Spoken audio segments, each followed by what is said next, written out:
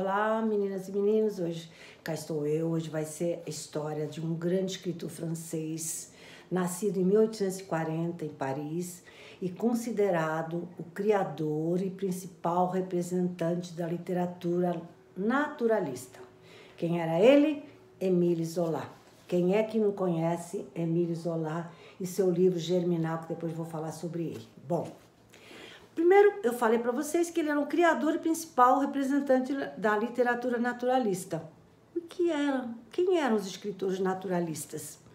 Bom, os escritores naturalistas acreditavam basicamente em duas coisas. Que o comportamento do indivíduo é fruto do meio em que vive, mas fruto da sua hereditariedade.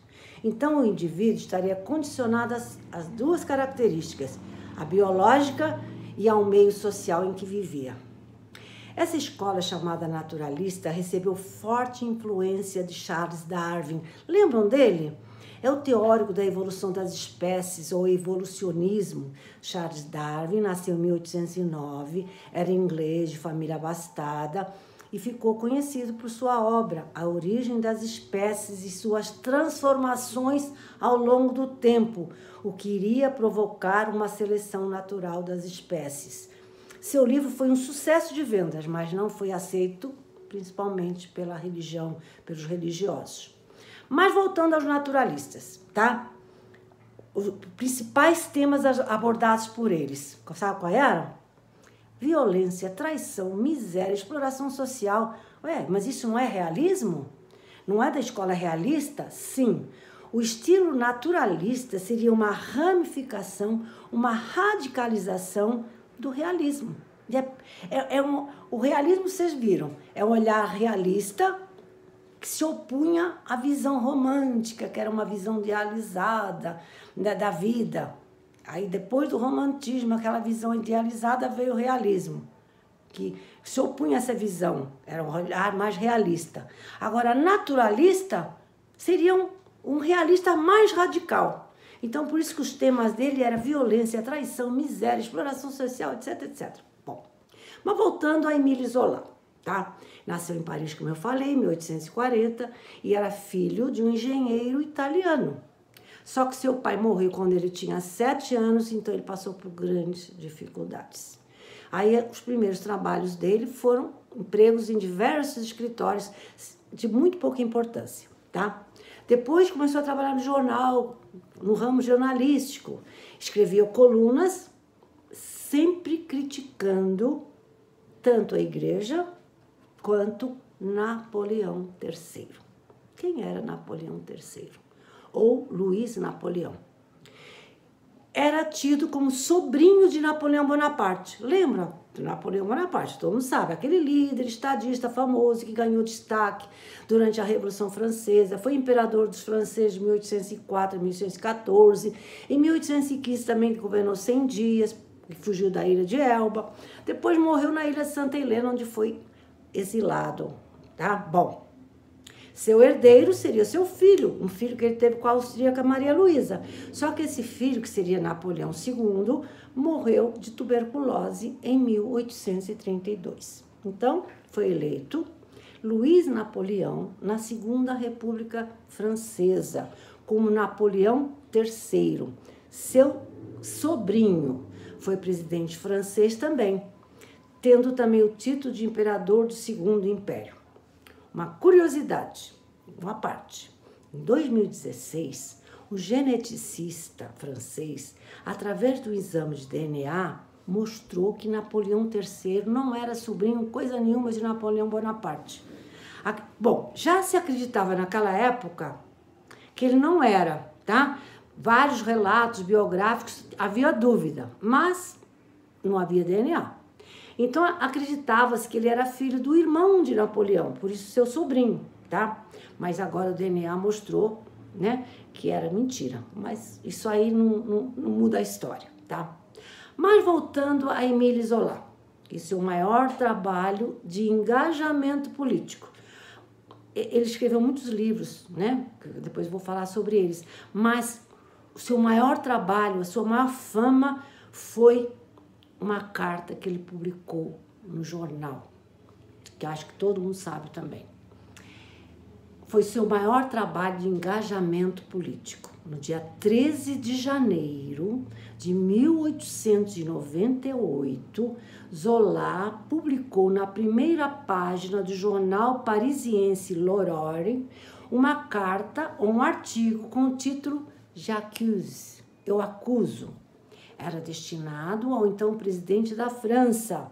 Nesse artigo, ou carta, ele acusava o governo francês de antissemita por julgar e condenar injustamente Alfred Dreyfus, um oficial judeu do exército francês.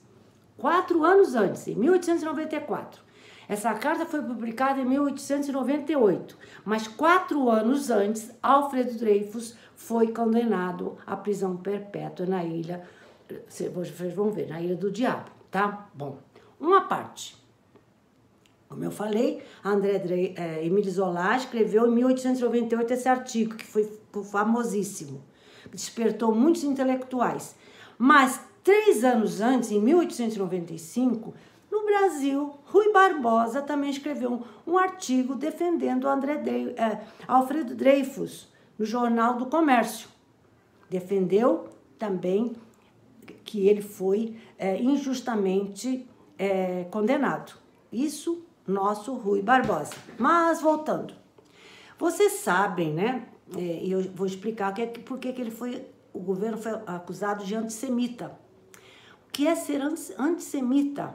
O que significa antissemitismo? Bom, a origem etimológica da palavra semita estaria na nossa Bíblia, porque Sem, S-E-M, seria o filho mais velho de Noé, aquele da Arca de Noé. Seus descendentes teriam formado um grupo étnico e linguístico que compreenderia os hebreus. Então, antissemitismo seria o preconceito, a hostilidade, a discriminação contra judeus, em geral.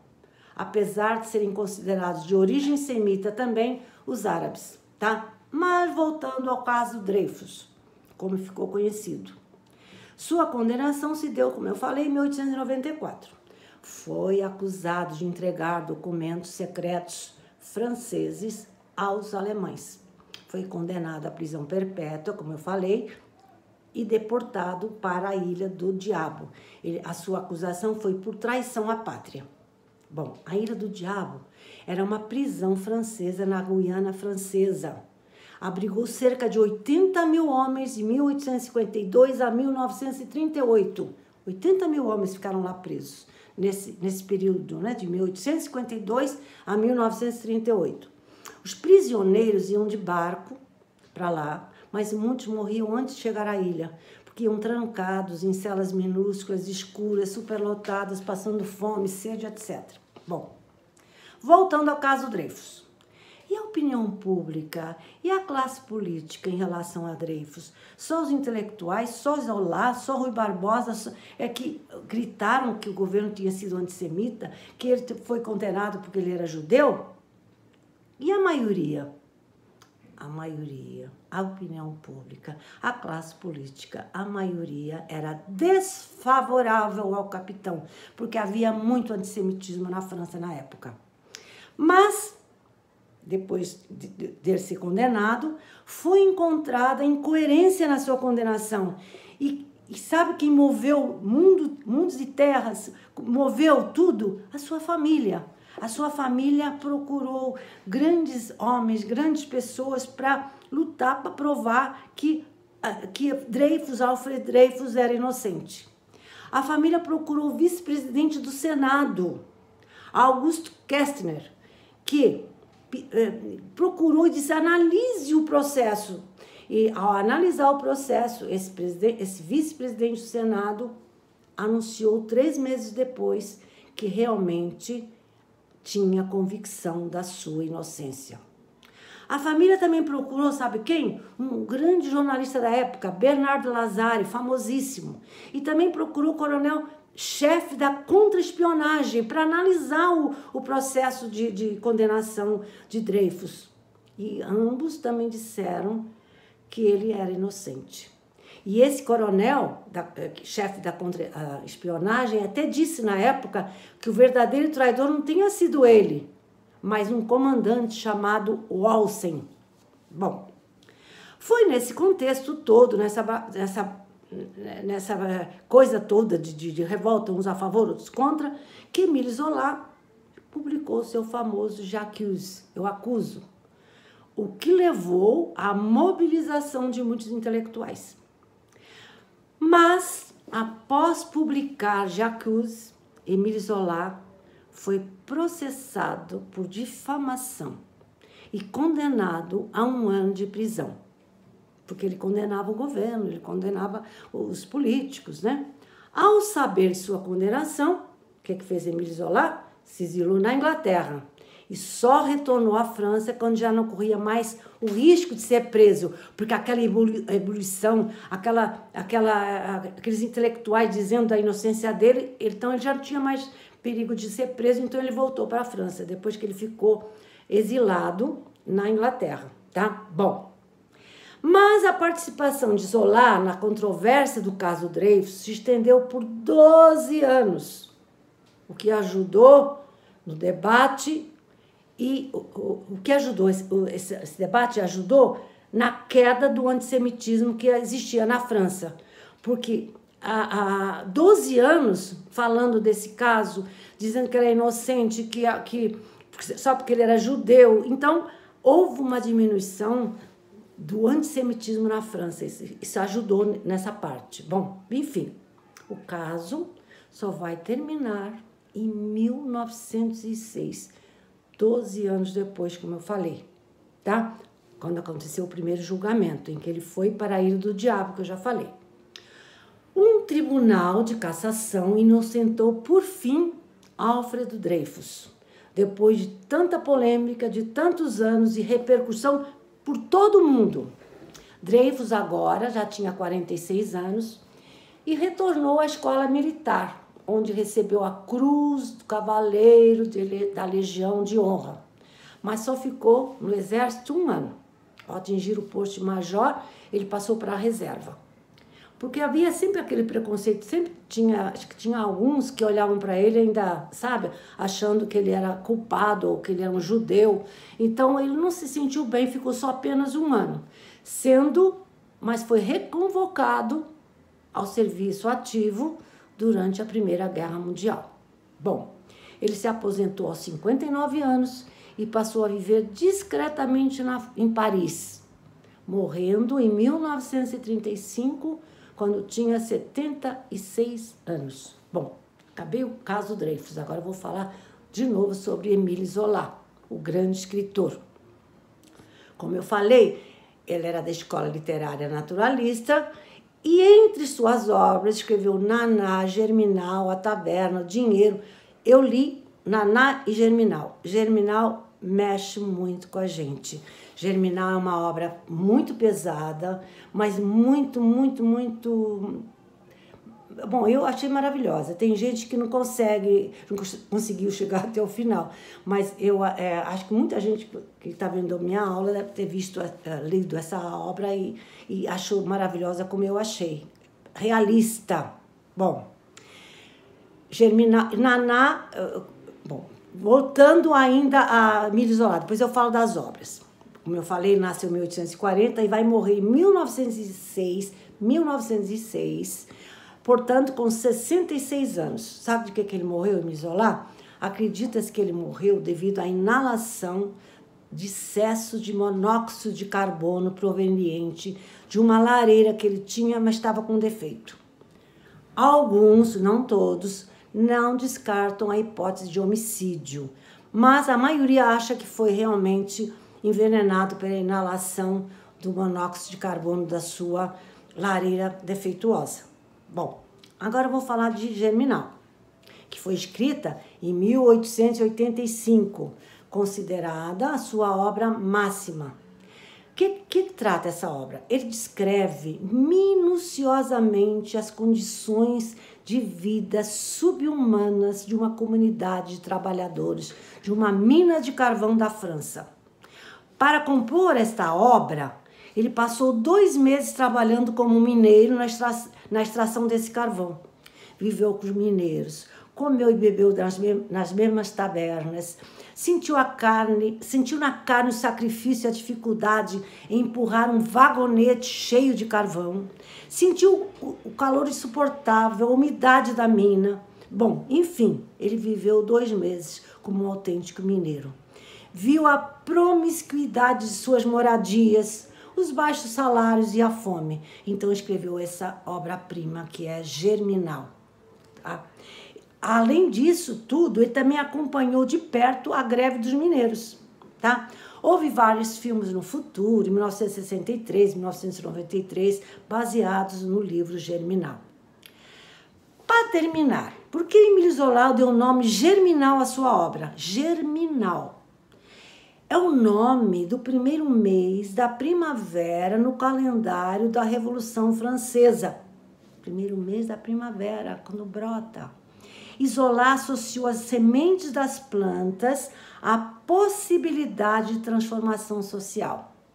Então, ele associou o conteúdo às sementes das plantas, à possibilidade de uma transformação social, se houver realmente uma luta para isso. Por mais que ele dizia, por mais que arranquemos o broto das plantas, elas sempre voltarão a germinar. Então, ele associou, por isso que ele deu o nome de Germinal. Bom, ele também escreveu Naná, que eu também li. Eu gostei mais de Germinal, mas Naná também é um belo livro. Naná era fruto de um pai alcoólatra e mãe lavadeira. E ela era uma medíocre artista de teatro, mas era bela como uma Vênus. Tinha o corpo de Vênus, mas tinha uma sexualidade desequilibrada e vulcânica. Por isso, ela tornou-se uma prostituta de luxo, cortesã, tá, da sociedade francesa no tempo de Napoleão III, Segundo Império, lembram? Ela ficou rica com o comércio carnal. Bom, isso é o resumo de Naná. Nessa obra, Zola mostra um quadro de profunda corrupção das classes francesas mais elevadas da época, porque a Naná, ela tinha, ela corria, ela tinha acesso a essas classes francesas mais altas. Então, ele mostra o livro, como eu falei, ele é naturalista, é uma ala radical do realismo. Então, ele mostra um quadro, olha só que coisa assim parecida com os dias de hoje.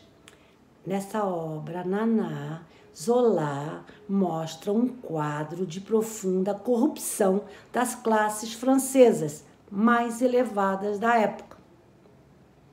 Tá? Bom, no governo de Napoleão III.